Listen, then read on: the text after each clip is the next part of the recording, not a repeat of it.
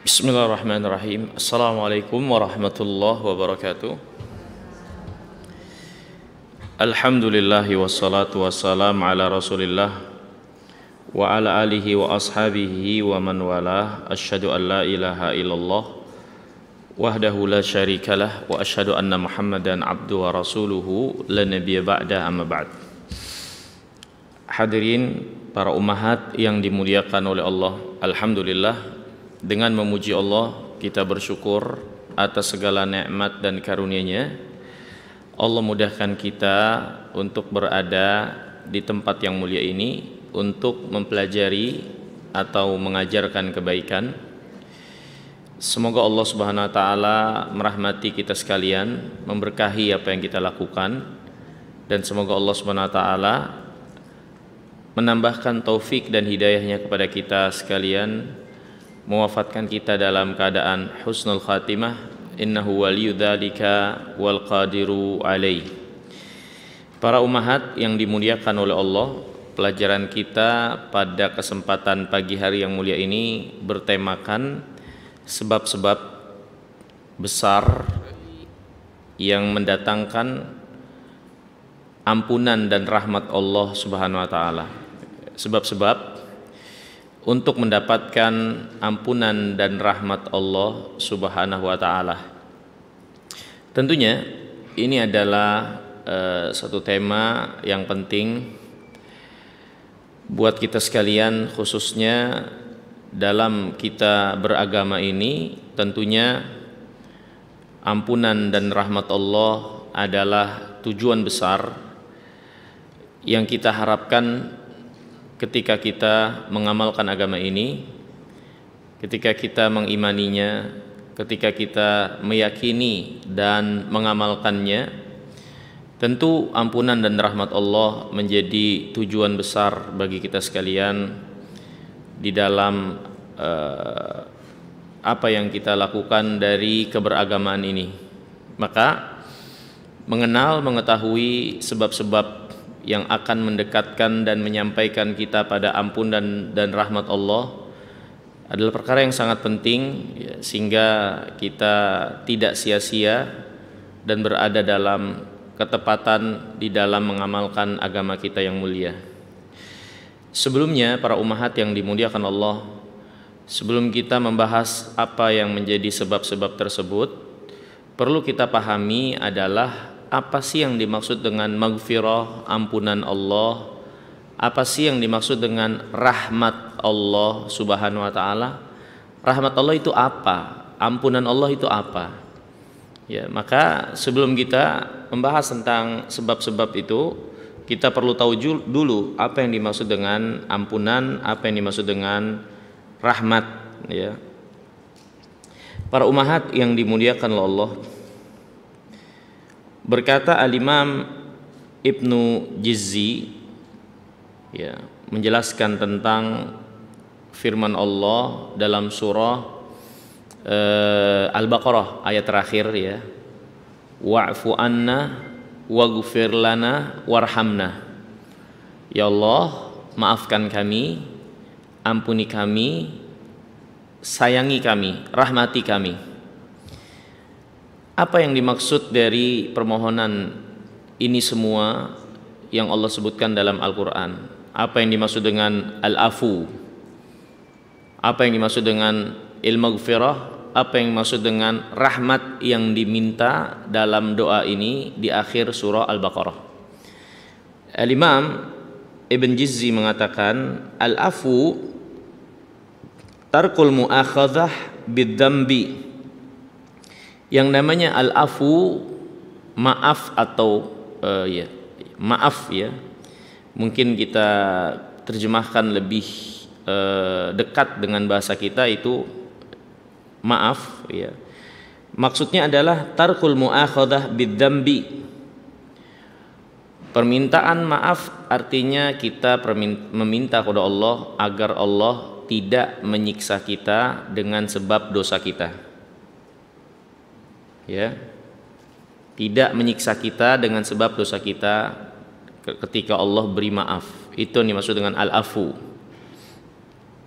Adapun maghfirah, dia lebih lebih tinggi lagi. Dia adalah permintaan untuk kita tidak disiksa karena dosa kesalahan kita, tapi maghfirah juga di dalamnya adalah permintaan agar Allah menyembunyikan, menutupi kekurangan dan dosa kita. Ya. Jadi kalau al-afu hanya sekedar tidak disiksa dengan sebab dosa yang kita lakukan, itu permintaan al-afu. Tapi kalau maghfirah terdapat penambahan, dia bukan sekedar permintaan untuk tidak disiksa karena dosa yang dilakukan, tapi maghfirah juga adalah permintaan agar kita ditutup kekurangan, aib dan dosanya. Ya. Karena di antara keadaan atau dampak buruk keburukan itu, kejelekan dan dosa itu bisa dinampakkan, dibeberkan, ya, ditampakkan di dunia atau di akhirat. Di dunia atau di akhirat. Ya. Allah berfirman, "Yauma tublas sarair." Ingatlah hari nanti rahasia-rahasia itu ditampakkan oleh Allah. Maka permintaan kita agar Allah mengampuni terkandung di dalamnya permintaan agar kita ditutup dosanya. Ya, ditutup oleh Allah, tidak terbuka aib kekurangan-kekurangan kita dalam dosa. Adapun rahmat, ya, wa'fu anna waghfir lana warhamna. Adapun rahmat, tajma'u dzalika ma'at tafaddul bil in'am. Rahmat lebih tinggi lagi. Rahmat, permintaan untuk kita disayangi, dirahmati, maknanya adalah diampuni dosa, ditutup dosa-dosa kita, dan ditambah kenikmatan oleh Allah. Ya, ditambah nikmat oleh Allah Subhanahu wa taala.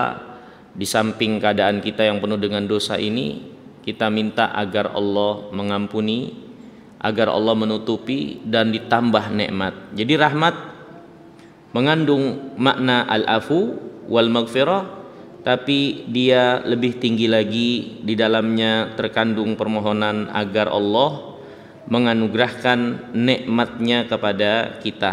Nah, ini para ummahat yang dimuliakan oleh Allah Subhanahu wa taala, ya. Ada lagi para ulama yang menjelaskan, ya. Ada lagi para ulama yang menjelaskan al-afu artinya permohonan ampun dari kekurangan kita dalam melaksanakan kewajiban. Al-afu adalah permohonan ampun, ya, ketika kita pastinya masih banyak kekurangan dalam menunaikan kewajiban.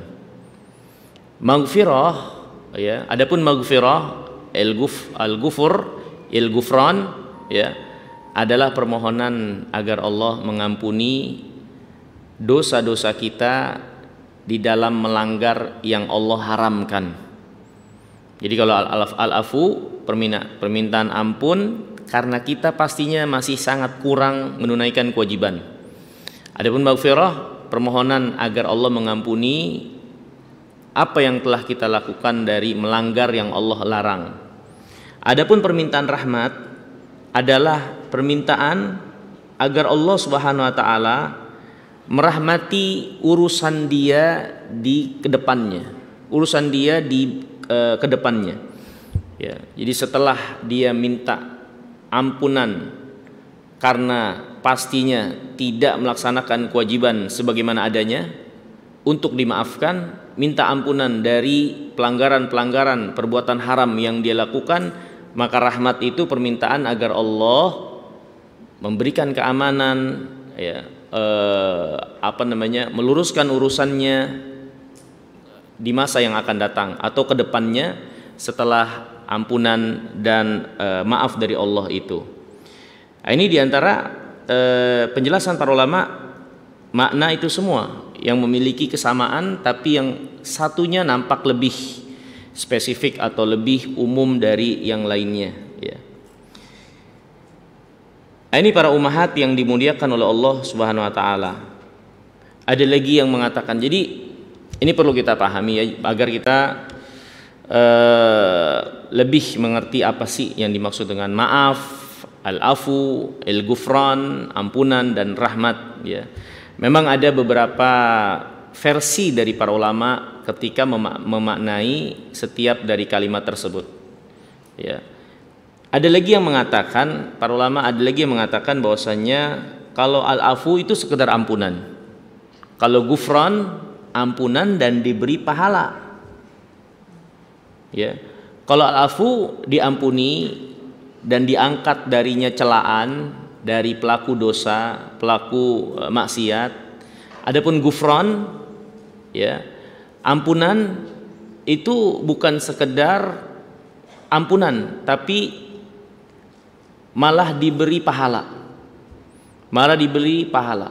Karena di antara bentuk kemurahan Allah buat kita, dosa yang dilakukan itu bisa Allah ganti, Allah rubah jadi pahala ketika seorang hamba meminta ampun kepada Allah.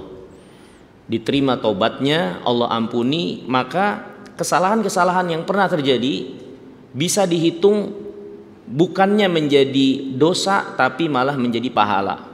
Itu diantara keluasan kebaikan Allah Subhanahu wa taala kepada kita sekalian ya. Kemudian para ummahat yang dimuliakan oleh Allah Subhanahu wa taala, walhasil ini beberapa keterangan dari para ulama ya tentang tiga makna ini ya, al-afu, al-maghfirah, ar-rahmat.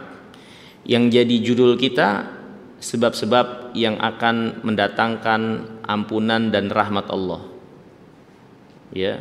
Dan kalau kita perhatikan lebih spesifik lagi, bahwasanya rahmat itu nampak lebih luas daripada sekedar ampunan. Karena orang yang Allah rahmati pastinya Allah ampuni, dan Allah perlakukan dia dengan karunia-Nya. Itulah orang yang Allah rahmati. Orang yang Allah rahmati pastinya Allah ampuni, dan Allah perlakukan orang tersebut dengan karunia ya. Jadi rahmat itu lebih luas. Rahmat itu lebih luas dari ampunan, dari maghfirah. Kalau maghfirah spesifiknya dia lebih kepada pengampunan dosa dan penutupan dosa itu. Pengampunan dan ditutupnya dosa itu, tidak ditampakkan aib kekurangan kita di dunia dan di akhirat. Itu maghfirah. Tapi rahmat nampak lebih tinggi lagi dari sekedar ampunan. Dia bukan sekedar ampunan berupa kesalahan yang dihapus, tapi hamba yang berbuat salah itu juga diperlakukan dengan karunia Allah Subhanahu wa taala ya. Makanya para ummahat yang dimuliakan Allah, Nabi SAW menjelaskan bagi kita sekalian, akhirnya seorang itu diputuskan masuk surga bukan karena atau bukan amal dia yang menentukan. Seorang diputuskan masuk dalam surga, amal yang kita lakukan itu tidak menentukan. Membuat keputusan seorang masuk dalam surga. Akhirnya seorang masuk dalam surga adalah rahmat Allah Subhanahu wa taala. Amal hanyalah sebab dan tidak memutuskan. Tapi yang memutuskan seorang hamba akhirnya menjadi penghuni surga adalah rahmat Allah Subhanahu wa taala. Allah merahmati hamba tersebut. Ya. Kenapa demikian? Karena tentunya yang pertama, amal itu hanya sebab, dan sebab itu tidak menentukan. Ya, yang menentukan adalah Rabbul Asbab, Allah Subhanahu wa taala.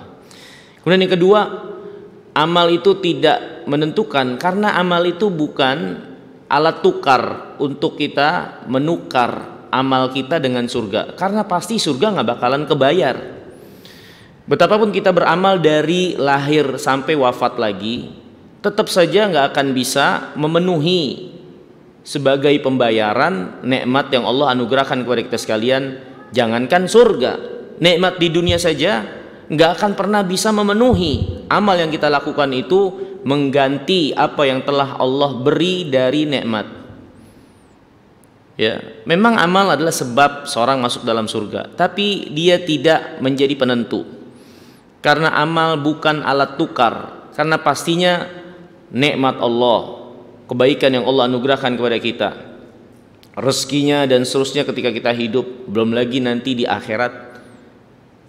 Kalau kita ketahui dengan baik, maka kita pasti akan memahami bagaimana kita kalaupun beramal dari lahir sampai mati lagi tidak akan pernah bisa menukar nikmat itu. Tidak akan amal kita menjadi alat tukar untuk nikmat itu semua yang terlalu besar. Apalagi kalau kita katakan ternyata amal kita juga bagian dari rahmat Allah. Karena seorang tidak bisa melaksanakan amal ketaatan kecuali Allah merahmatinya. Kalau Allah tidak merahmatinya, bagaimana dia berada dalam ketaatan? Dan itu butuh pembayaran berikutnya kalau dikatakan sebagai alat tukar. Ya. Maksudnya adalah rahmat ini berarti dia lebih luas, dia lebih besar daripada sekedar maghfirah, Bukan berarti kita tidak mengharap ampunan.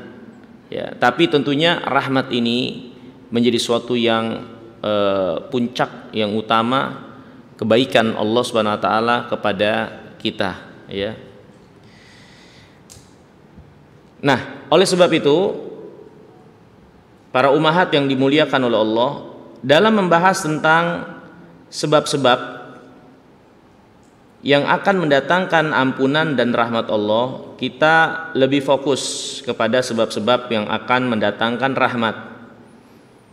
Kenapa? Karena seorang yang dirahmati pasti dapat ampunan, pasti diampuni oleh Allah Subhanahu wa taala, ya. Dan orang yang dirahmati dapat kelebihan dalam karunia kebaikan daripada sekedar ampunan. Tapi pastinya ampunan juga adalah anugerah yang besar, ya. Dan seorang tidak akan dapat ampunan kecuali Allah Subhanahu wa taala rahmati, ya. Makanya kita lebih spesifik membahas tentang sebab-sebab yang mendatangkan kepada rahmat, karena seorang yang mendapatkan rahmat Allah maka secara otomatis dia pastinya mendapatkan ampunan dari Allah Subhanahu wa taala, ya. Para ummahat yang dimuliakan oleh Allah Subhanahu wa taala, sebelum kita membahas kepada sebab, tadi sudah kita jelaskan tentang sedikit tentang makna dari apa yang menjadi pembahasan kita, ampunan dan rahmat. Kemudian sudah dijelaskan tadi, kita lebih fokus kepada sebab-sebab yang akan membawa kita kepada rahmat Allah, karena itu lebih luas. Karena seorang yang dirahmati pastinya dia adalah orang yang diampuni. Akhirnya seorang masuk dalam surga juga adalah rahmat Allah. Nabi SAW bersabda, la yadkhulul jannah ahadukum bi amali. Salah seorang di antara kalian tidak masuk surga di mana amal menjadi alat tukarnya.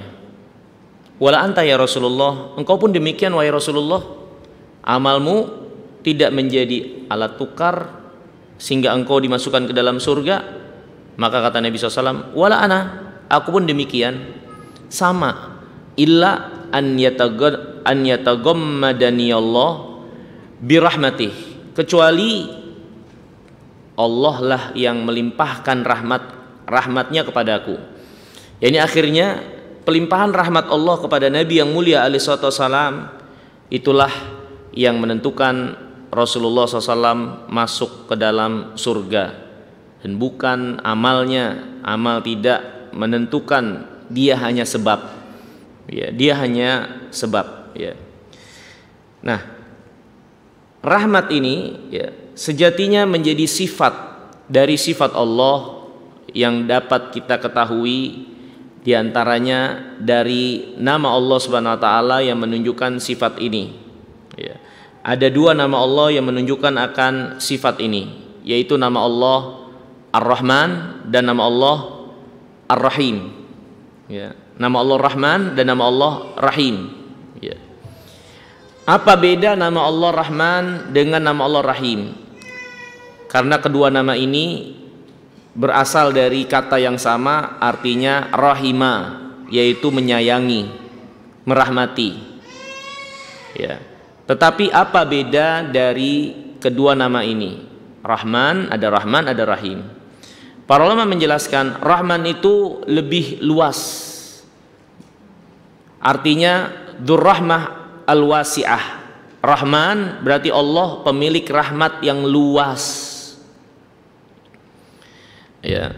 Adapun Rahim, Dzur-Rahmah Al-Wasilah, yang menyampaikan rahmatnya kepada orang beriman secara khusus. Ya, kepada orang beriman secara khusus. Jadi kalau Rahman lebih luas dari Rahim kandungan maknanya. Karena dengan nama Allah Rahman, Allah merahmati segala sesuatu. Termasuk orang-orang kafirin, mereka dapat bagian rahmat Allah dengan apa yang mereka nikmati dari nikmat dunia. Allah ulur mereka, tangguhkan mereka. Allah utus Rasulnya, turunkan kitabnya, beri kesempatan mereka. Dengan kedurhakaan mereka masih diberi kesempatan hidup, tidak langsung diberi siksa. Ya. Hewan buas akhirnya tidak memakan anaknya sendiri karena rahmat Allah yang Allah letakkan pada mereka, sehingga kebuasan mereka tidak membuat mereka memangsa anaknya sendiri. Seekor kuda mengangkat kakinya, memindahkannya karena takut akan menginjak anaknya. Ini rahmat Allah, semuanya mendapatkannya, yang di langit dan yang di bumi. Dan itu apa yang menjadi kandungan nama Allah Rahman, pemilik rahmat yang sangat luas. Adapun Rahim, maka dia lebih spesifik. Allah berarti menyayangi secara khusus orang-orang beriman di yaumul qiyamah, ya. Terutama di yaumul qiyamah Allah berfirman, wa kana bil mu'minina rahiman, adalah Allah Rahim, menyambung kebaikannya dan menyayangi orang-orang beriman secara khusus. Dan Allah tidak katakan dia Rahim kepada orang-orang kafirin, tapi dia jelaskan dia merahmati semuanya. Ya. Nah, ini beda antara nama Allah Rahman dan nama Allah Rahim. Makanya para ibu sekalian, sedikit untuk ditambahkan, ketika kita menamakan anak kita atau makhluk, itu nggak boleh dengan nama Ar-Rahman tanpa tambahan Abdun.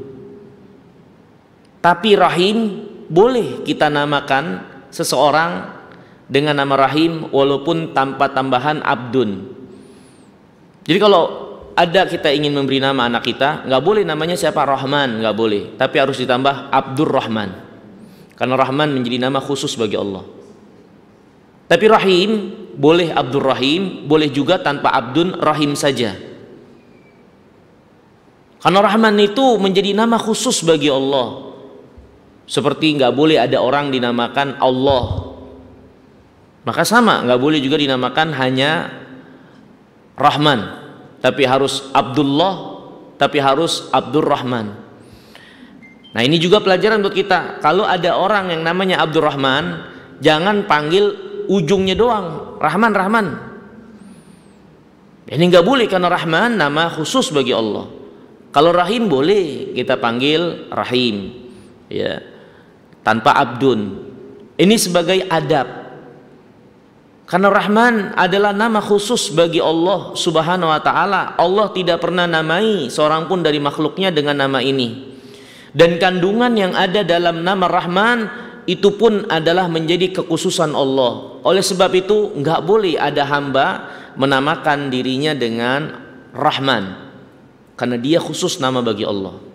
Tapi Rahim, Allah telah menjelaskan dan menamakan sebagian hambanya Rahim. Seperti Rasulullah SAW, Allah katakan dalam memuji beliau, wa kana bil mu'minina raufur rahima. Dia Muhammad terhadap orang-orang beriman sangat santun dan penyayang. Ya. Maka makhluk nggak ada masalah dinamakan rahim tanpa abdun, walaupun yang lebih utama disandarkan kepada Allah Abdur Rahim. Tapi untuk Rahman enggak. Ya. Nah, para ummahat yang dimuliakan oleh Allah Subhanahu wa taala. Allah Subhanahu wa taala telah menjelaskan di dalam kitabnya rahmat Allah itu sangat luas. Rahmat Allah sangat luas. Ya, tadi sudah kita singgung, tidak ada satupun dari makhluk Allah kecuali dapat bagian dari rahmat Allah. Allah berfirman, "Wa rahmati wasi'at kulla syai'." Rahmatku meliputi segala sesuatu. Ini apapun itu, maka semua dapat bagian dari rahmat Allah, enggak keluar dari rahmat Allah Subhanahu wa taala. Ya. Allah berfirman dalam surah Zumar, ya. Qul ya ibadiyalladzina asrafu ala anfusihim la taqnatu min rahmatillah innallaha yaghfirud dzunub jami'an. Wahai hamba-hambaku yang melampaui batas, menzolimi dirinya sendiri dengan perbuatan dosa. Karena perbuatan dosa yang kita lakukan sejatinya adalah kezoliman kepada diri kita sendiri. Karena kita yang pasti akan rugi dengan perbuatan dosa kita tersebut.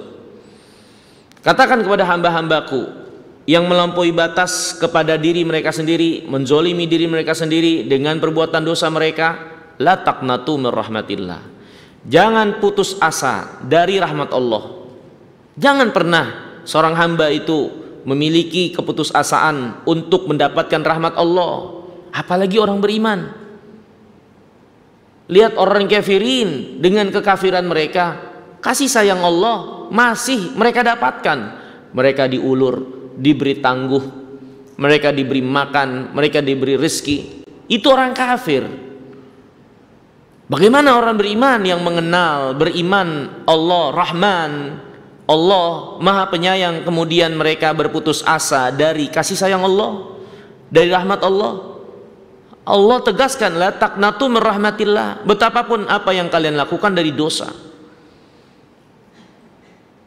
Maka Allah berfirman selanjutnya, innallaha yaghfirud dzunub jami'an. Allah sesungguhnya Maha kuasa untuk mengampuni seluruh dosa. Kalau kalian memang meminta ampun, bertobat kepada Allah, ya, walaupun itu dosa yang paling jelek, yaitu kesyirikan, maka jangan pernah putus asa dari rahmat Allah. Allah mengampuni seluruh dosa. Ya. Innahu huwal ghafurur rahim. Sesungguhnya Allah Maha Pengampun lagi Maha Penyayang. Ini ampunannya luas, terkhusus kepada orang beriman. Allah menyayangi mereka. Jangankan mereka meminta ampun, jikapun mereka tidak minta ampun, orang beriman tidak akan Allah sia-siakan. Kalaupun mereka dapat balasan kejelekan dosa mereka, mereka nggak akan kekal dalam neraka. Untuk orang beriman, orang kafirin karena mereka membawa dosa yang tidak akan Allah ampuni, maka butuh pertobatan dari mereka dan masuknya mereka ke dalam Islam. Kalau enggak, maka mereka telah melakukan sesuatu yang membuat mereka terputus dari rahmat Allah di yaumul qiyamah. Adapun orang beriman, kalaupun mereka enggak bertobat dari dosa mereka, karena mereka pastinya iman mereka menjadikan mereka orang yang tidak membawa dosa syirik. Karena dosa syirik mengeluarkan seorang dari iman. Ya. Adapun orang beriman, kalaupun mereka enggak minta ampun dari dosa, maka Allah Subhanahu wa taala tidak akan sia-siakan iman mereka. Nabi SAW bersabda, yakhruju minan nar man kana fi qalbihi mithqala dzarratin min iman. Akan keluar dari api neraka orang yang memiliki iman walaupun partikel yang paling kecil. Maka orang beriman gak akan Allah sia-siakan sedikit pun dari iman mereka. Allah ampuni mereka dan mereka tidak akan menjadi penghuni neraka yang kekal. Ya. Maka orang beriman secara khusus, la taqnatu min rahmatillah. Jangan putus asa dari rahmat Allah.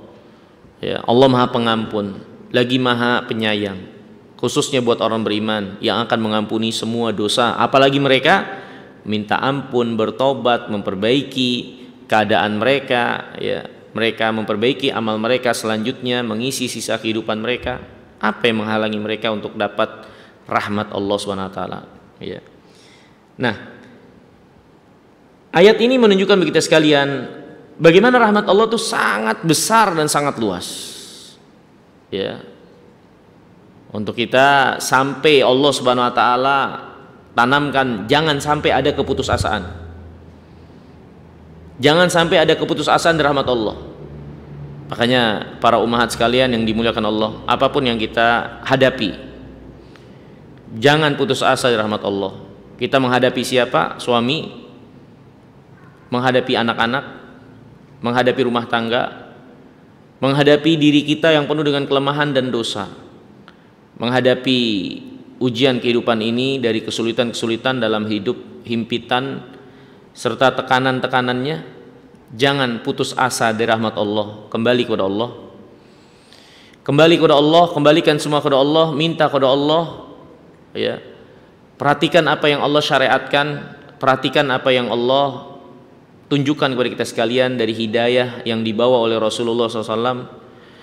Amalkan itu semua dengan penuh harapan kepada Allah Subhanahu wa taala.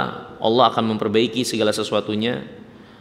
Allah menginginkan kebaikan buat kita sekalian. Dengan apa yang ada, Allah ganti dengan yang lebih baik. Allah akan rubah cepat atau lambat. Allah memberikan pahala dengan apa yang kita alami. Maka jangan pernah punya buruk sangka, jangan pernah berputus asa dari rahmat Allah Subhanahu wa taala, karena rahmat itu sangat luas sekali. Sangat rugi kalau kita memposisikan diri menjadi orang yang berpikiran negatif dan buruk sangka kepada Allah, memiliki buruk sangka terhadap rahmat Allah Subhanahu wa taala. Nabi SAW juga pernah menjelaskan kepada kita sekalian tentang besar dan luasnya rahmat Allah ini. Ya. Dalam hadis yang sahih, Rasulullah SAW bersabda, "Inna lillah mi'ata rahmatin." Ini sebagai permisalan, bukan pembatasan. Allah menjadikan rahmatnya 100 bagian. Ya. Minha rahmatan wahidah bainal jin wal ins wal bahaim wal hawam fiha yata'atafun wa biha yatarahamun wa biha ta'tiful wahsyu ala waladiha. Allah jadikan rahmatnya jadi 100 bagian. Satu bagian itu Allah bagikan kepada seluruh makhluknya, yang dengan rahmat Allah yang satu Allah bagikan itu, di antara manusia, bangsa jin, haiwan, mereka saling berlemah lembut, mereka saling menyayangi, ya. Sampai hewan buas pun berlaku lembut kepada anaknya, mengurusnya, menghindarkan mereka dari bahaya. Itu adalah athar, bekas, ya, efek daripada rahmat Allah yang Allah jadikan untuk seluruh alam semesta ini dari satu bagian, ya, yang merupakan satu bagian dari 100 itu. Ya. Jadi apa yang terjadi pada kita, pada makhluk, dari keterikatan, hubungan, kasih sayang, kelemah lembutan, itu bagian, itu adalah rahmat yang menjadi satu bagian yang Allah bagikan. Maka bagaimana yang dengan yang 99-nya? Yang dengan satu bagian ini saja kita lihat bumi, langit berjalan sesuai dengan apa yang menjadi ketetapannya, keteraturannya, peredarannya. Belum lagi rezeki yang ada, yang melimpah ruah.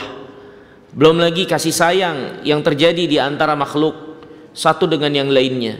Dan seterusnya, dari hal-hal yang sangat menakjubkan yang kita saksikan di alam ini, itu satu. Termasuk bagian yang satu itu adalah apa yang Allah SWT jadikan dari rahmatnya, diutus Rasulnya, diturunkan kitabnya, ya. Maka bagaimana dengan yang 99 nanti di yaumul qiyamah khususnya, yang Allah akan tetapkan untuk orang yang beriman? Maka sangat rugi, ya, kalau ada orang yang mempertaruhkan rahmat yang 99 hanya untuk mendapatkan satu rahmat yang kita semua berebut berbagi-bagi di sini. Kita pertaruhkan dan sia-siakan akhirat kita untuk mendapatkan rahmat Allah dalam rangka mendapatkan satu rahmat yang sudah terbagi-bagi pastinya untuk setiap makhluk di muka bumi ini. Kita lebih mendahulukan satu rahmat yang sudah terbagi-bagi ini dan menyia-nyiakan 99 yang pastinya lebih besar, lebih baik dari itu semua. Maksudnya adalah para ummahat yang dimuliakan Allah, ini gambaran akan luas dan besarnya rahmat Allah. Dalam hadis yang sahih juga Rasulullah SAW pernah menjelaskan, ketika Rasulullah SAW membagikan harta rampasan perang, ada tawanan di situ seorang ibu yang kehilangan anaknya karena peperangan biasa menjadikan kekacauan huru-hara sampai seorang ibu terpisah dari anaknya. Ibu ini khawatir anaknya juga masih menyusui. Walaupun dia orang kafir, tentu seorang anak manusia punya insting kasih sayang kepada anaknya walaupun dia orang kafir. Dia pun mencari-cari anaknya, dia sedih untuk itu, dia kehilangan anaknya. Ya, kemudian di tengah pencariannya dia melihat dan mendapatkan kembali anaknya. Maka dia tidak banyak berkata-kata, dia langsung menghampiri anaknya, menggendongnya, mendekapnya dan menyusuinya. Rasulullah SAW bersabda kepada para sahabat melihat kejadian itu, ya, atarawna hadhihi, apakah pendapat kalian, mungkin gak wanita ini melemparkan anaknya ke dalam api padahal dia mampu untuk tidak melakukannya? Maka para sahabat mengatakan, tentu gak bakal mungkin melihat reaksi ibu ini yang begitu sayangnya kepada anak-anak, kepada anaknya ini. Ya, nggak mungkin dia akan melakukan itu. Maka Nabi SAW bersabda, wallah arham bihadhihi arham bi ibadihi min hadhihi liwaladiha. Allah lebih penyayang kepada hamba-hambanya, melebihi kasih sayang ibu ini kepada anaknya. Ya. Allah lebih sayang kepada hambanya, melebihi kasih sayang ibu ini kepada anak-anaknya. Maka ini diantara gambaran luas dan besarnya rahmat Allah. Bahkan kasih sayang ibu kepada anaknya nggak ada artinya apa-apa dibandingkan rahmat Allah, dibandingkan kasih sayang Allah kepada hamba-hambanya. Maka para ummahat yang dimuliakan Allah, jangan pernah kita menghantamkan kasih sayang kita dengan aturan Allah, karena pastinya Allah lebih sayang kepada kita, lebih sayang kepada anak-anak kita, melebihi sayangnya kita kepada mereka. Kalau kita merasa sayang kepada anak-anak kita, jangan dengan alasan kasih sayang kemudian kita menjerumuskan mereka, menjauhkan mereka dari Allah dengan alasan sayang kepada mereka. Kita nggak ingatkan mereka sholat, kita nggak ingatkan mereka menutup aurat dengan alasan kita sayang sama mereka, kasihan sama mereka. Siapa yang lebih sayang kepada mereka dari Rabbnya Allah SWT? Maka jangan pernah membenturkan kasih sayang kita kepada siapapun yang bertolak belakang dengan aturan dan syariat Allah. Karena pastinya Allah, aturan dan syariatnya itu adalah bagian dari kasih sayang Allah SWT. Karena Allah lebih sayang kepada hamba-hambanya dan lebih tahu mana yang baik, mana yang memperbaiki, mana yang akan mendatangkan kebaikan kepada hamba-hambanya tersebut. Ya. Kemudian para ummahat yang dimuliakan Allah, ya, setelah kita tahu ini tentang luas dan besarnya rahmat Allah Subhanahu wa taala, maka selanjutnya berikut sebab-sebab yang datang keterangannya dari Alkitab, dari sunnah Nabi SAW, sebab-sebab yang akan membawa kita mendapatkan rahmat Allah. Yang pertama di antara sebab itu adalah al-ihsan, perbuatan ihsan. Apa sih yang dimaksud dengan ihsan? Ihsan itu satu kata yang bermakna seluruh bagian agama ya, serta kebaikan-kebaikan dalam berinteraksi kepada makhluk, serta karakter dan akhlak yang terpuji. Itulah yang dimaksud dengan ihsan. Ihsan adalah seluruh bagian dari agama ini, ya, dari syariatnya dan seterusnya, dan juga interaksi kebaikan kepada makhluk serta perilaku dan perangai akhlak yang mulia. Itulah yang dimaksud dengan ihsan. Ihsan adalah suatu kata yang mencakup itu semua. Nabi SAW sendiri pernah ditanya tentang ihsan, maka beliau menjelaskan dengan tingkatan tertinggi dari agama ini. Itu seorang beribadah kepada Allah seolah-olah dia melihat Allah, sehingga dia pastinya akan melaksanakan ibadah itu dengan totalitas yang bisa dilakukan dalam kesempurnaannya. Kalau dia tidak bisa melihat Allah, maka dia hadirkan sesungguhnya Allah mengawasi dia, mengawasi apa yang dia lakukan dari ibadah. Itulah ihsan yang dikatakan oleh Nabi SAW, menjelaskan dengan tingkatan tertinggi dari tingkatan agama kita, ihsan, ya. Akan tetapi ihsan bukan hanya itu, yaitu menjadi bagian, bahkan itu menjadi puncaknya. Tapi ihsan juga adalah perilaku, karakter, akhlak yang mulia, muamalah yang baik kepada makhluk. Nabi SAW bersabda, Innallaha katabal ihsan ala kulli syai'. Allah menetapkan ihsan kepada segala sesuatu, sampai kepada haiwan yang akan kita sembelih. Apa kata Nabi? Perbuatan ihsan kepada haiwan yang akan kita sembelih, kalau kalian mau menyembelih, tajamkan pisaunya, istirahatkan haiwannya, jangan dibanting.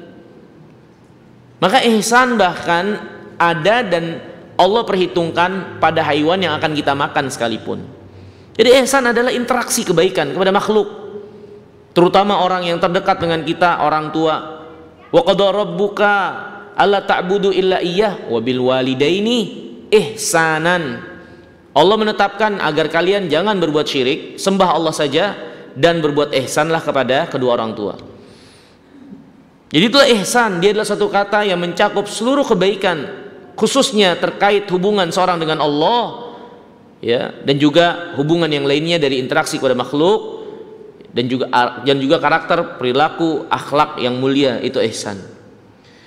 Dalil akan hal ini firman Allah dalam surah Al-A'raf ayat 56. Inna rahmatallah qaribun minal muhsinin.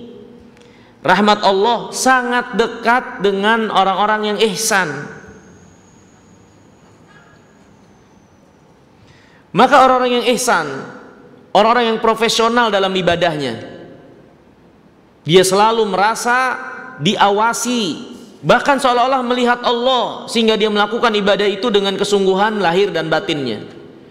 Dia tentunya pasti senantiasa menjaga keikhlasannya, karena dia tahu Allah SWT mengawasi apa yang dia rahasiakan dari niat dan tujuan-tujuan itu, terutama selain apa yang lahiriah untuk dia lakukan dengan baik, tapi yang dia sembunyikan juga nggak akan lepas dari pengawasan Allah. Orang yang ihsan, orang yang ikhlas, orang yang ihsan profesional juga dalam ketulusan, dalam kejujuran yang dia lakukan dari kebaikan. Nggak ada yang dia sembunyikan, bukan karena mencari sesuatu di balik kebaikan itu, kecuali penilaian Allah Subhanahu wa taala. Inilah orang yang ihsan. Dia melakukan kebaikan tanpa pamrih, dia melakukan kebaikan karena Allah, karena dia tahu kepada siapa dia akan kembali, kepada siapa dia mempertanggungjawabkan amal ini. Jujur, tidak ada yang disembunyikan. Begitulah yang menjadi keadaannya, kemurnian keikhlasan dia, ketulusan dan kesungguhan di dalam berbuat kebaikan. Termasuk dalam hal ini adalah kepada makhluk, ya. Ini orang yang ihsan. Nah, orang yang ihsan sangat dekat dengan rahmat Allah, sangat dekat dengan rahmat Allah. Maka siapa yang ingin dapat rahmat Allah, pelajari tentang ihsan, jadi orang yang ihsan, ya, terutama terkait hubungannya dengan Allah, dan juga orang-orang yang diperintahkan untuk dia menjaga hubungan dengan mereka, diperintahkan untuk menyambungnya dari orang tua tentunya, suami, anak-anak. Maka kenali dan pahami bagaimana ihsan terhadap itu semua. Rahmat Allah sangat dekat dengan orang-orang yang muhsin. Kemudian yang kedua, sebab rahmat Allah Subhanahu wa taala juga adalah taqwa Allah tabaraka wa taala. Di antara sebab Allah merahmati hambanya adalah ketakwaan mereka, kejujuran mereka dalam menjalankan perintah, menjauhi larangan Allah Subhanahu wa taala, rasa takut mereka kepada Allah, rasa takut mereka kepada Allah Subhanahu wa taala. Ya, karena orang yang bertakwa, orang yang menjunjung tinggi dan penuh dengan pengagungan, pensakralan, pensucian kepada Allah, sehingga itu memotivasinya menjalankan perintah dan menjauhi larangannya. Ya, Allah berfirman dalam surah Al-A'raf ayat 156 dan seterusnya, wa rahmati wasi'at kulli syai' fasa'aktubuha lil ladzina yattaqun wa yu'tuna zakah wal ladzina hum bi ayatina yu'minun alladzina yattabi'una ar-rasulan nabiyyal ummi. Rahmatku luas meliputi segala sesuatu, terkhusus aku akan tetapkan untuk orang-orang yang bertakwa. Maka ini sifat yang pertama yang disebutkan, mereka yang Allah tetapkan limpahan rahmatnya, yaitu orang yang bertakwa. Orang yang bertakwa itu orang yang menunaikan zakat, yang beriman kepada ayat-ayat Allah, ittiba kepada Rasul sallallahu alaihi wa alihi wasallam. Ya. Hadirin yang dirahmati dan dimuliakan Allah, para ulama menjelaskan terkait dengan ayat ini. Orang-orang Yahud ada yang mengatakan, nahnul muttaqun, kami orang yang bertakwa, maka kami juga akan dapat rahmat Allah. Maka Allah Subhanahu wa taala membantah pengakuan mereka kalau mereka yang bertakwa, kalau mereka orang bertakwa, dengan ayatnya alladzina yattabi'una rasulan nabiyyal ummi. Orang yang bertakwa adalah orang yang mengikuti Rasul Nabi yang ummi ini, sedangkan kalian Yahud tidak beriman dan tidak mengikuti mereka. Maka bagaimana kalian mengaku-ngaku sebagai orang yang bertakwa? Karena sebesar-besar sifat dari orang yang bertakwa adalah apa yang ada pada diri Rasulullah, yang beliau adalah imamnya orang-orang bertakwa. Sehingga kalau kalian tidak berada pada apa yang ada pada Rasulullah, bagaimana kalian terhitung sebagai orang yang bertakwa? Ya.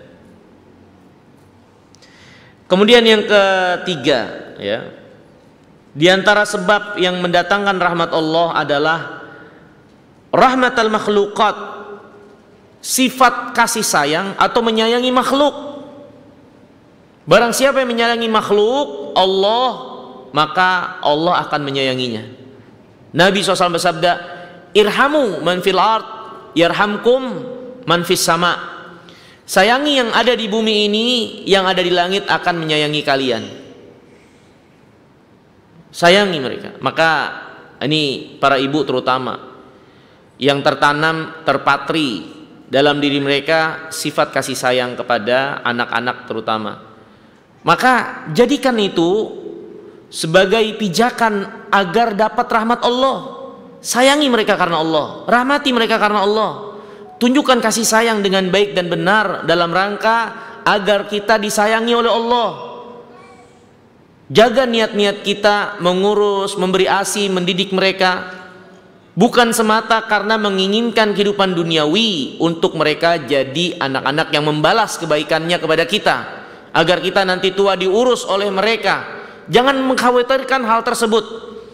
Jangan mengkhawatirkan hal tersebut, karena itu pasti akan Allah anugerahkan. Yang penting untuk kita jaga ketulusan kita dalam kasih sayang kepada mereka, ikhlas kita dalam menyayangi mereka. Allah nggak akan menyia-nyiakan janjinya. Tapi kalau yang kita tuju semata-mata duniawiyah, melupakan Allah dalam kasih sayang yang kita curahkan, maka khawatir justru kasih sayang itu nggak diterima oleh Allah, dan Allah nggak menyayangi kita karena tujuan kita adalah makhluk dan bukan Allah. Ya, maka cintai, sayangi makhluk, dalam rangka harapan kita disayangi oleh Allah. Irhamu man fil ard yarhamkum man fis sama. Sayangi yang di bumi, yang di langit akan menyayangi kalian. Bagaimana menyayangi makhluk yang ada di bumi ini? Ikuti apa yang menjadi aturan Allah dalam mencurahkan kasih sayang kita kepada mereka. Berikan porsinya.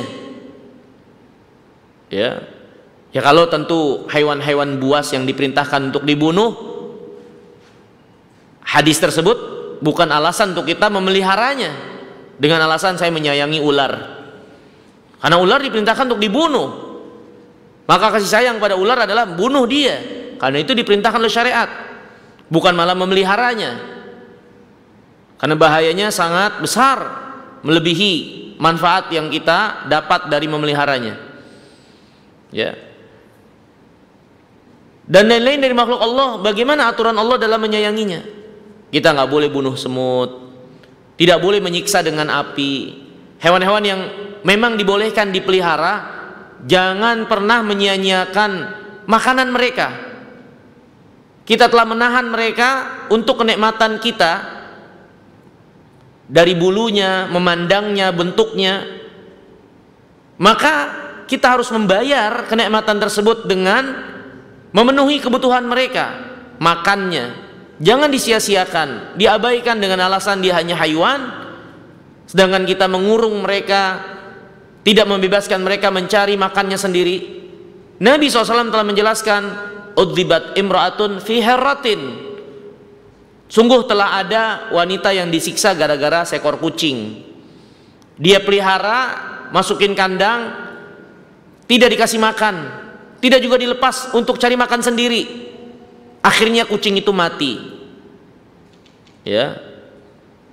Maka ini para ummahat yang dimuliakan Allah, menyayangi makhluk sesuai dengan porsinya seperti yang diajarkan oleh syariat.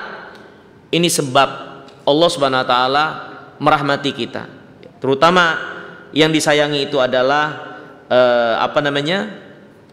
orang beriman, kaum muslimin. Ya. Nabi yang mulia alaihi wasallam pernah menjelaskan bagi kita sekalian, dulu ada orang, dalam sebagian riwayat disebutkan orang ini pelacur,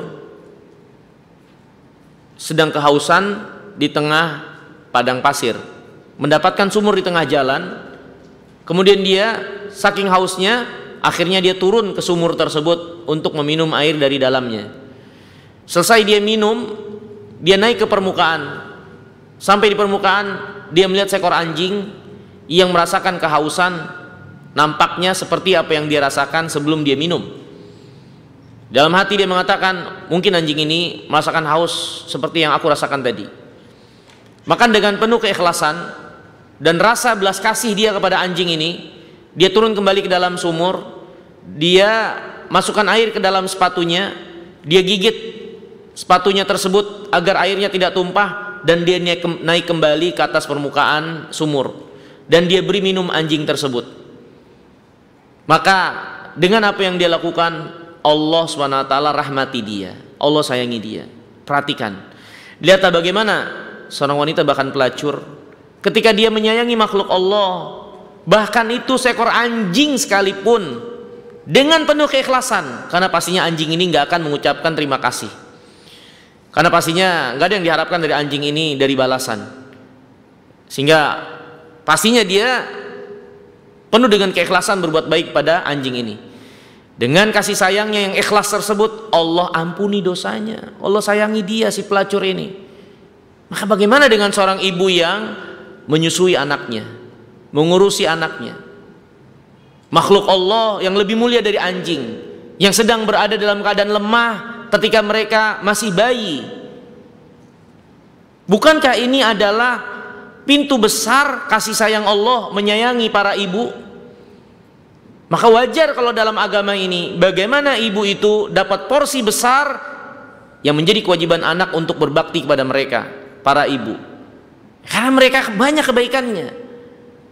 Maka sangat penting bagi para ibu itu untuk menjaga keikhlasan dalam mengurus anak-anak mereka, menyusui mereka, ya, dan harap rahmat dari Allah SWT dengan apa yang dilakukan itu.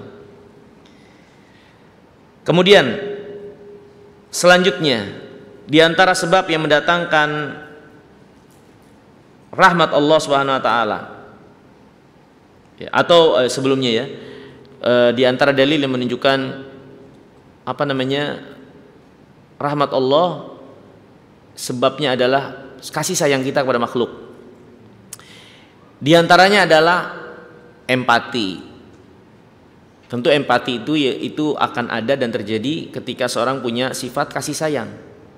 Empati kepada yang susah, yang terkena musibah, ya, dia sedih dengan tidak berlebihan ketika dapat musibah, ya. Nah, Nabi yang mulia alaihi wasallam, ya,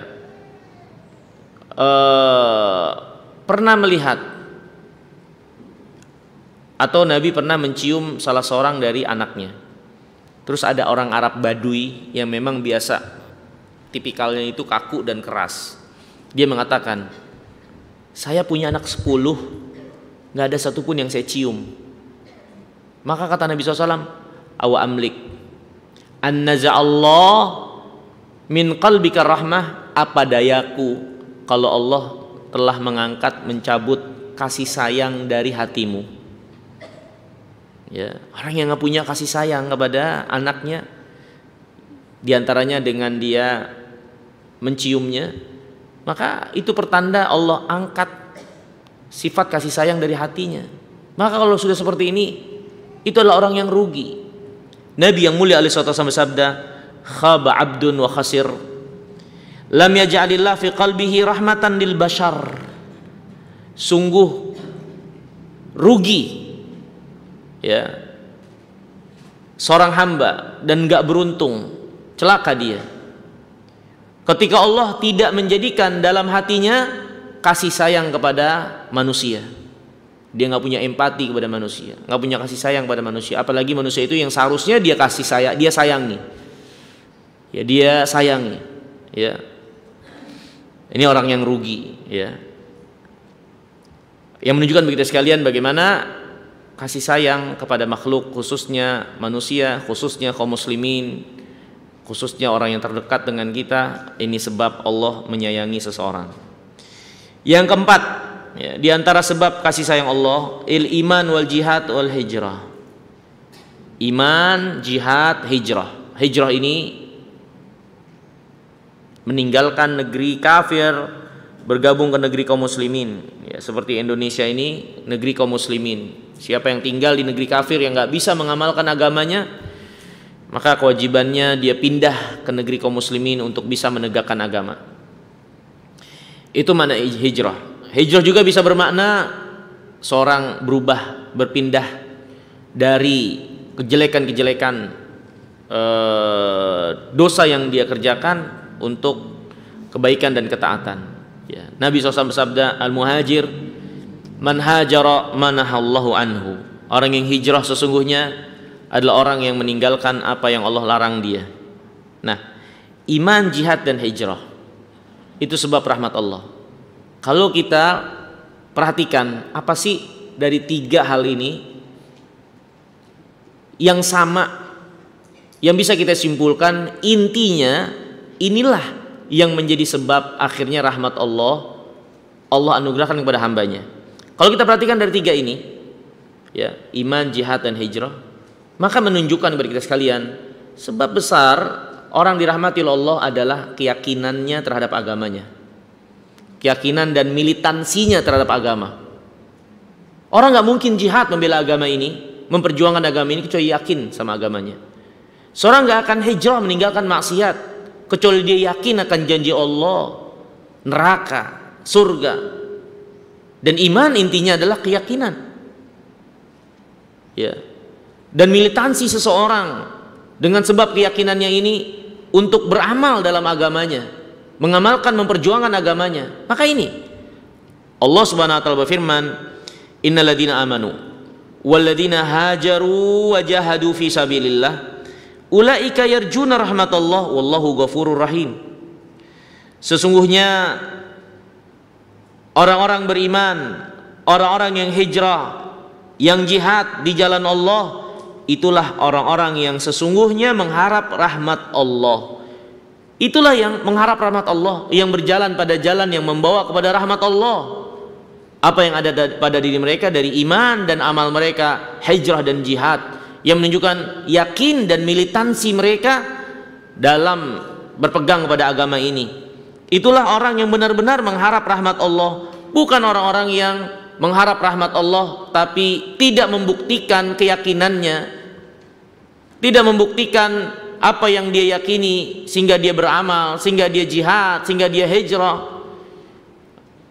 Bukanlah orang yang mengharap rahmat Allah, dia meninggalkan ketaatan dan amal soleh dengan alasan Allah Maha Penyayang, dengan alasan Allah merahmati dia.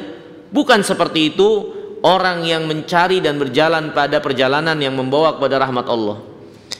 Yang membawa kepada rahmat Allah adalah orang-orang yang iman, yang jihad, orang yang hijrah, ya. Kemudian yang kelima, di antara sebab rahmat Allah Subhanahu wa taala adalah salat, ya, zakat, amal saleh secara umum. Allah berfirman dalam surah Nur, wa aqimus shalah wa atuz zakah wa atiur rasul la'allakum turhamun. Tegakkan salat, tunaikan zakat, taat kepada Rasul agar kalian dirahmati.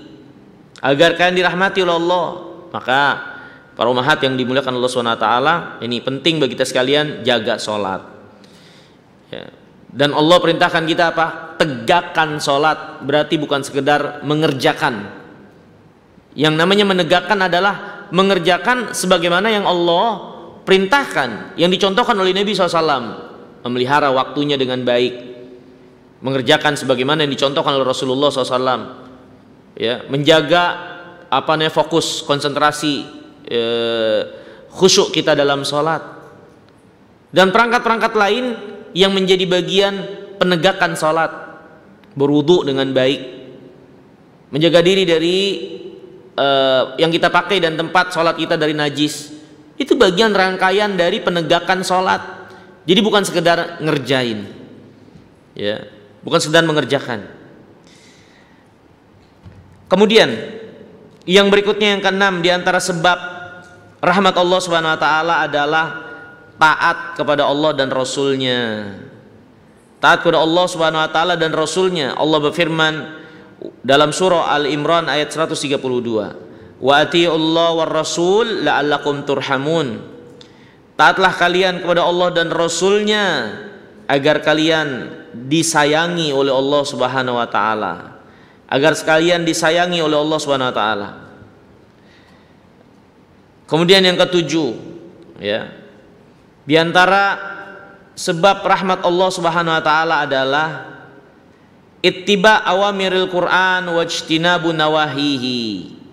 Mengikuti apa yang diperintahkan oleh Al-Quran, di dalam Al-Quran, dan meninggalkan larangan-larangannya. Dalam surah Al-An'am ayat 155 Allah berfirman, hadza kitabun anzalnahu mubarakun fattabi'uhu wattaqu la'allakum turhamun. Inilah kitab yang kami turunkan penuh berkah, ikuti dia. Jadi ikuti apa yang ada di dalamnya dari petunjuk. Kalau perintah, laksanakan. Kalau larangan, tinggalkan. Ya, takutlah kalian kepada Allah agar kalian disayangi oleh Allah Subhanahu wa taala. Ya. Apalagi ketika kita meyakini syariat Allah itu rahmat Allah. Rasulullah tidak diutus kecuali rahmat lil alamin. Maka ini menjadi dasar buat kita sekalian untuk tidak meragukan sedikit pun apa yang Allah larang, apa yang Allah perintahkan. Karena pasti yang Allah perintahkan itu adalah kasih sayang. Yang Allah larang, Allah menyayangi kita, memperingatkan kita dari bahaya untuk tidak kita lakukan, ya. Kemudian yang kedelapan, di antara sebab rahmat Allah Subhanahu wa taala adalah istima' wal insat li tilawatil Quran. Menyimak dan diam ketika Al-Quran dibacakan. Walaupun mungkin kita nampak gak paham, tapi ketika Al-Quran dibacakan, hukum asalnya kita diam dan simak. Allah berfirman, wa idza quri'al Qur'an fastami'u lahu wa ansitu la'allakum turhamun. Kalau dibacakan Quran, maka simak Simak itu bukan sekedar dengar. Ya, simak itu lebih dari sekedar dengar. Karena seorang terkadang mendengar sesuatu suara ini dan itu tapi dia nggak menyimaknya. Tapi yang namanya menyimak berarti memperhatikan. Kalau dibacakan Quran yang Allah perintahkan simaklah, ya, dan diam. La'allakum turhamun, agar kalian dirahmati oleh Allah Subhanahu wa taala, ya. Kemudian yang kesembilan, di antara sebab rahmat Allah Subhanahu wa taala juga adalah ad-du'a bismillahirrahman ar-rahim wa ta'abbud bihima. Banyak doa dengan menyeru nama Allah Rahman atau Rahim dan meminta rahmat kepada Allah tentunya. Allah berfirman dalam surat Kahfi, ya, Ashabul Kahfi berdoa, Rabbana atina min ladunka rahmatan wa hayyi' lana min amrina rasyadan.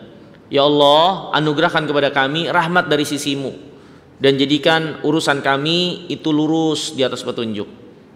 Ya. Ini ketika mereka masuk dalam gua, hingga akhirnya Allah selamatkan mereka dari keadaan negeri mereka, penduduk kerajaan yang menyiksa orang-orang beriman. Allah selamatkan mereka di dalam gua dan Allah tunjukkan kepada mereka tanda-tanda kebesaran keagungannya, yaitu bukti kebenaran yaumul qiyamah, hari kiamat. Dengan Allah Subhanahu wa taala tidurkan mereka dalam gua selama 309 tahun dalam keadaan mereka masih tidak berubah, ya, sedangkan sekeliling mereka sudah banyak berubah, ya. Tapi mereka sebelum masuk itu berdoa kepada Allah, Rabbana atina min ladunka rahmah, ya Allah anugerahkan kepada kami rahmatmu. Kalau orang dirahmati oleh Allah, ya, nanti terakhir insyaallah. Kemudian yang ke-10, al-iktsar minal istighfar. Di antara sebab dapat rahmat Allah memperbanyak istighfar, banyak minta ampun, istighfar.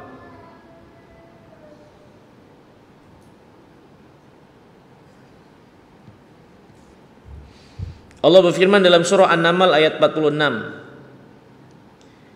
laula tastaghfirunallah la'allakum turhamun. Kenapa kalian tidak meminta ampun kepada Allah sehingga kalian dirahmati oleh Allah, disayangi oleh Allah Subhanahu wa taala. Ya.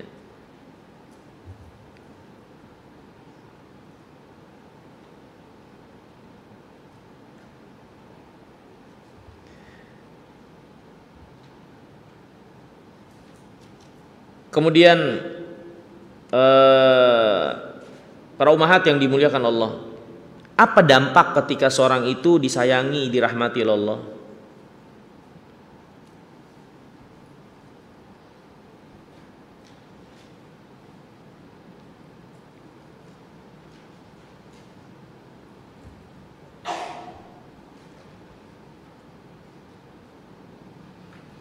Kalau seorang itu dirahmati oleh Allah, maka Allah akan bimbing dia.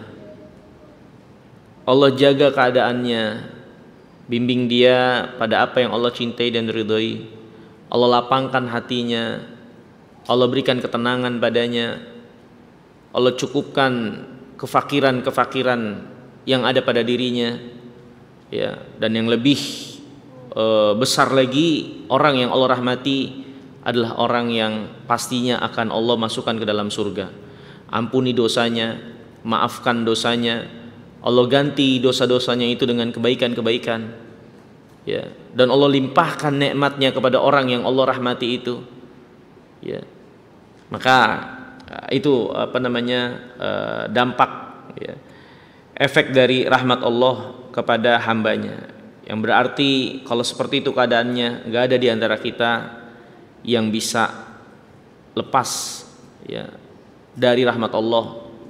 Kita sangat butuh rahmat dan kasih sayang Allah Subhanahu wa taala kepada kita sekalian, ya. Mungkin ini para ummahat yang dimuliakan oleh Allah Subhanahu wa taala yang bisa kita pelajari dari sebab-sebab yang akan mendatangkan rahmat Allah. Semoga yang sedikit ini bermanfaat, dan tentunya banyak lagi sebab-sebab yang lainnya, tapi saya kira apa yang disebutkan itu adalah pokoknya sebab-sebab yang akan mendatangkan rahmat Allah Subhanahu wa taala. Semoga Allah Subhanahu wa taala merahmati kita sekalian. Ya, mungkin ini yang bisa kita pelajari. Selanjutnya kita bersoal jawab. Kalau ada yang ingin ditanyakan mungkin dipersilahkan.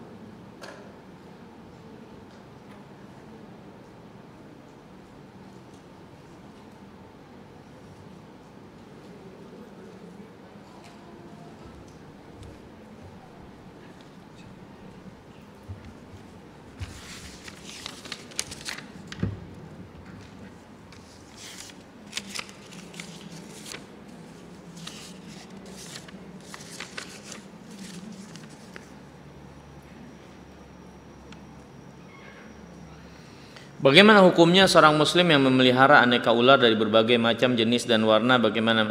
Haram tentunya. Ular kan haram, dimakan haram, ya kan? Belum lagi bahayanya. Dan Nabi SAW mengatakan la dorar wa la dirar, nggak boleh melakukan sesuatu yang membahayakan, baik membahayakan diri atau membahayakan orang. Ya. Ini termasuk kesia-siaan, membuang-buang harta, ya. Belum lagi kita menyelisihi perintah Nabi yang suruh bunuh ular, bukan meliharanya. Walaupun kita nggak disuruh nyari ular untuk kita bunuhin, tapi ular itu hukum asalnya dibunuh karena dia membahayakan, ya. Terus kita malah memelihara. Tentu ini adalah pelanggaran, ya, dan itu haram dan itu nggak boleh. Dan apa yang diharamkan, jual belinya juga haram. Ini ular haram, maka jual belinya juga haram. Hasil dari keuntungannya haram, ya. Jadi ini nggak boleh. Bagaimana nasihatinya? Ya kasih tahu dia bahwa itu dilarang oleh Rasulullah SAW. Itu justru diperintahkan untuk dibunuh. Belum lagi bahayanya besar. Kan sudah banyak korbannya, ya, karena ngelihat pawang ular, ada seorang anak minta ibunya diberiin ular, ataunya ular beracun dan dia mati. Jangankan anak kecil kayak gitu, ada pawang yang udah sekian lama miara ular, dia pikir tuh ular udah kenal baik sama dia karena udah makan bareng, tidur bareng, dipatok juga mati, ya. Siapa yang bisa jamin itu ular bakalan jinak terus mengenalinya, ya. Maka bahaya, ya, bahaya. Maka haram seorang mencelakakan dirinya. Jadi nasihati dia kalau hal yang seperti itu bukan kebaikan. Apakah hidayah jadi bagian dari rahmat Allah? Iya, tentunya. Orang yang Allah rahmati, ya, Allah Subhanahu wa taala berikan hidayah kepada dia, mudahkan dia dalam kebaikan, ya, jaga dia, jauhkan dari keburukan. Ini diantara bagian dari rahmat Allah. Makanya doa minta rahmat dari Allah adalah doa yang meliputi segala sesuatu dari kebaikan yang kita butuhkan. Dalam satu hadis disebutkan bahwasanya meninggal karena penyakit wabah salah satu sebab meninggal syahid. Apakah meninggal syahid tersebut dihapuskan dari siksa kubur dan siksa api neraka? Ya, dalam hadis seperti itu. Orang beriman yang mati syahid dihitung oleh Allah Subhanahu wa taala bukan hanya yang mati di medan perang. Ya. Yang mati di medan perang jelas dia syahid dunia dan syahid akhirat. Tapi syahid akhirat bukan hanya orang yang mati di medan perang. Walaupun di dunia mungkin tidak terhitung sebagai syahid seperti medan perang, tapi di sisi Allah dia juga adalah kematian yang terhitung syahid. Sekarang masalahnya, apa sih yang dimaksud kematian syahid? Syahadah itu apa? Kematian syahid, syahadah adalah kematian yang menunjukkan orang tersebut ketegaran, keteguhan dan kebenarannya dalam iman. ya, ketegaran, keteguhan dan kebenaran dalam iman. Seperti orang yang mati di medan perang, yang tentu dia nggak akan sampai mengorbankan nyawanya kalau dia nggak meyakini apa yang menjadi agamanya yang dia perjuangkan, bahkan dia bayar dengan nyawanya itu. Akan tapi sesungguhnya kan kita nggak tahu keadaan hati dia. Tapi pastinya akhirnya seorang seperti itu, ya dia terhitung sebagai mati syahid. Kematiannya sebagai persaksian akan kebenaran keimanan dia. Ya tentunya kita nggak bisa menghukumi personalnya, ya karena yang tahu isi hati orang tersebut benar tidaknya kan hanya Allah. Tapi itulah kematian yang seperti itu sehingga akhirnya dinamakan dengan syahadah. Nah, ternyata dengan rahmat Allah Subhanahu wa taala yang luas, orang beriman terhitung mati syahid bukan hanya sekedar peperangan, tapi kematian mereka dalam keimanan ketika mereka mendapatkan sesuatu dari musibah atau hal yang menimpa mereka yang dijelaskan itu sebagai kematian syahid. Seperti seorang mati membela diri, membela keluarga atau hartanya.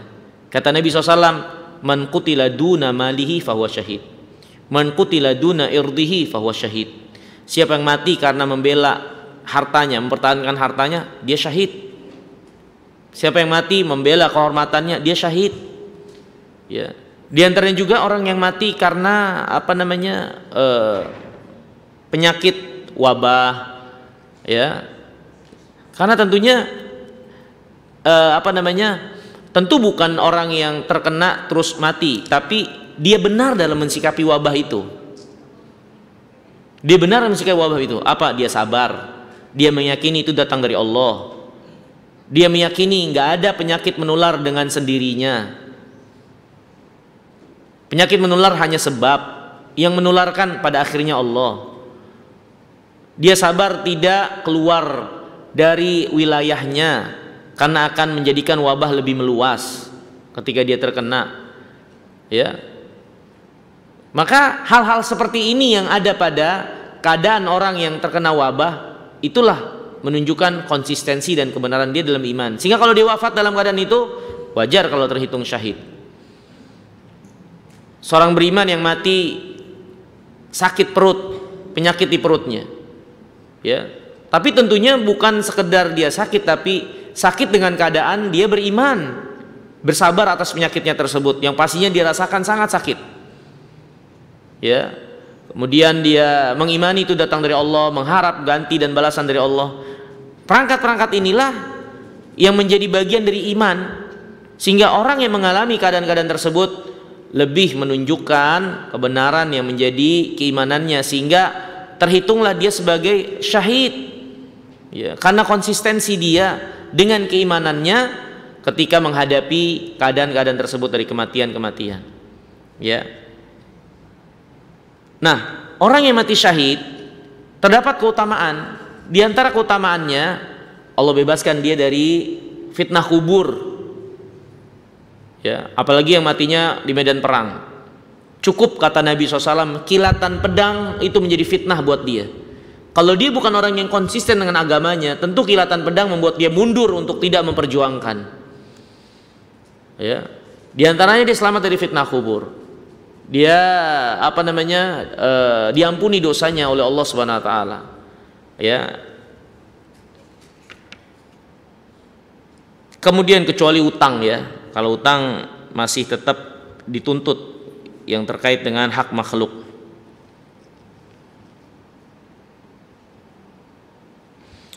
Ayah saya rahimahullah 2 tahun pandemi mengalami kehilangan memori, sehingga ibadahnya pun kadang kalau sempat saya bimbing. Zikir pagi sore hampir selalu saya bimbing. Ketika mengenang kondisi menjadi pikun seperti itu, saya masih sedih. Kenapa Allah takdirkan itu? Padahal bapak saya sebelum pikun tiap sholat wajib ke masjid. Sempat menjadi pengurus masjid, baca Quran dan ibadah sunnah lainnya. Jika memang sudah pikun berarti kewajiban ibadah apa sudah nggak ada? Dan pahala ibadah ketika beliau masih normal apakah tetap tercatat padanya? Pertama, nggak boleh kita tanyakan kenapa Allah mentakdirkan itu. Karena Allah berfirman, la yus'alu amma yaf'alu wa hum yus'alun. Allah nggak ditanya kenapa Allah begini dan begitu, kita yang bakal ditanya. Allah itu Tuhan kita, pencipta, penguasa yang ngatur kita. Apa hak kita untuk nanya-nanya kayak gitu kepada Allah? Ini kelancangan kepada Allah. Bukanlah seorang hamba untuk menanyakan seperti itu kepada tuannya. Yang harus ada pada dia ya sabar sudah. Kalaupun dia nggak paham, nggak ngerti hikmah di balik itu semua, yang wajib atas dia adalah sabar, menahan diri dan terima apa yang menjadi ketetapan tuannya Allah Subhanahu wa taala. Adapun dia mengikuti pertanyaan-pertanyaan seperti itu yang akhirnya membawa dia apalagi sampai benci kepada Allah Subhanahu wa taala, maka ini nggak boleh. Itu bukan keadaan seorang hamba. Allah itu hamba, kita itu hamba, Allah Tuhan kita. Maka tunjukkanlah adab keadaan kita yang benar sebagai seorang hamba, bukan seperti ini menanyakan kenapa-kenapanya. Apalagi Allah telah larang seperti itu. Allah nggak ditanya kenapa Allah begini dan begitu, kita yang malah ditanya, ya. Itu pertama. Kemudian orang yang pikun berarti kan akalnya sudah tidak normal. Ya, maka yang seperti ini Allah angkat beban kewajibannya. Ya. Rufi'al qalam an thalathin. Kata Nabi SAW, Allah angkat pena catatan amal, hisab dari 3 kelompok manusia. Yang pertama dari anak-anak sampai dia balik. Kenapa? Karena akal mereka nggak sempurna. Ya. Kemudian dari orang yang tidak waras sampai kembali akalnya. Termasuk dalam hal ini pikun. Ya, pikun. Yang ketiga wa ninaim hatta yastayqid, dari orang yang tidur sampai dia bangun. Hanya tidur nggak sadar kalau dia melakukan sesuatu dalam keadaan tidur, dia nggak tercatat dosa. Ya. Yang jadi pelajaran bagi kita sekalian, ya kalau orang tua kita sudah pikun, mereka nggak memikul beban syariat. Kalau mereka meninggalkan perintah juga mereka nggak dosa. Ya. Nah kemudian apakah pahala ibadah selama beliau masih normal tetap tercatat pahalanya? Nabi SAW bersabda, di antara rahmat Allah, ya Allah mencatat, innallaha, sesungguhnya Allah SWT mencatat amal hamba ketika dia dalam keadaan muqiman sahihan. Ya. Apa yang biasa dilakukan oleh seorang hamba ketika dia mukim dan sehat, itu yang dicatat oleh Allah Subhanahu wa taala ketika dia mengalami penghalang-penghalang seperti safar ataupun sakit. Jadi kalau kita lagi mukim dan sehat, apa yang kita kerjakan? Terus kita safar dan kita nggak bisa mengerjakan kebiasaan waktu kita mukim dan sehat. Kita safar, maka apa yang dicatat dari amal kita, yang tercatat adalah yang biasa tetap dilakukan waktu mukim walaupun kita sedang safar. Ketika kita sakit, apa yang biasa kita lakukan ketika kita sehat, sehingga ketika sakit kita nggak bisa melakukannya, maka yang tercatat adalah apa yang kita lakukan waktu sehat. Ini menunjukkan bagi kita sekalian pentingnya kita membiasakan kebaikan. Ketika Allah berikan kesempatan waktu kita lagi sehat, waktu kita lagi mukim, sehingga ketika terdapat penghalang-penghalang yang menghalangi dari berbuat taat, Allah tetap mencatat kebaikan itu kita laksanakan sebagaimana adanya waktu kita sehat dan mukim. Ya. Jadi nggak usah khawatir, ya ayahandanya tetap tercatat sebagai orang yang melakukan kebaikan seperti dia waktu sehat. Pikunnya itu udzur buat dia dan dia tidak terhitung dosa juga. Tinggal kita yang akalnya masih sehat, ya mensikapi itu semua sebagai ujian. Ini kesempatan kita bakti kepada mereka. Selagi mereka hidup, Allah bukakan jembatan emas, ya untuk mengurusnya sehingga kita dirahmati oleh Allah. Apa keadaan futur termasuk tidak mendapat rahmat Allah? Bagaimana cara mensikapinya ketika rasa futur datang? Ya, ya tentu futur itu bagian daripada kejelekan, ya. Dan tidak ada di antara kita kecuali punya potensi dan mengalami keadaan itu. Nabi SAW bersabda, likulli amalin syarrah wa likulli syarratin fatrah. Setiap amal itu ada waktu semangat, dan waktu-waktu semangat ada waktu futur menurunnya kita. Ya, tapi maka itu menjadi suatu keadaan yang harus kita hadapi. Realita sebagai manusia, ya, yang kita punya berbagai kelemahan. Di antara kelemahan kita itu futur yang kita bisa dan mungkin alami. Setelah kabar dari Nabi SAW ini kepada kita sekalian, maka kita harus berbenah diri. Bagaimana ketika futur itu datang atau kita alami, jangan sampai membuat kita jadi tenggelam dan tidak bisa balik kepada kebaikan, tidak bisa balik lagi mengembalikan semangat kita. Itu yang harus kita perhatikan ya, untuk keadaan diri kita yang pastinya berpotensi dan akan mengalami yang namanya futur tersebut ya. Kalau karena dia menjadi satu sifat bawaan manusia. Manusia itu punya sifat bosan, jenuh, jemu. Yang jadi masalah, dia mengikuti enggak kelalaiannya itu, menikmati dan tenggelam. Kalau hanya sekedar keadaan yang sifatnya manusiawi, Allah maafkan ya. Tapi kalau itu dia ikuti, nikmati dan tenggelam, itu yang jadi masalah. Jangan sampai kita seperti itu. Sama kasusnya seperti lupa ya.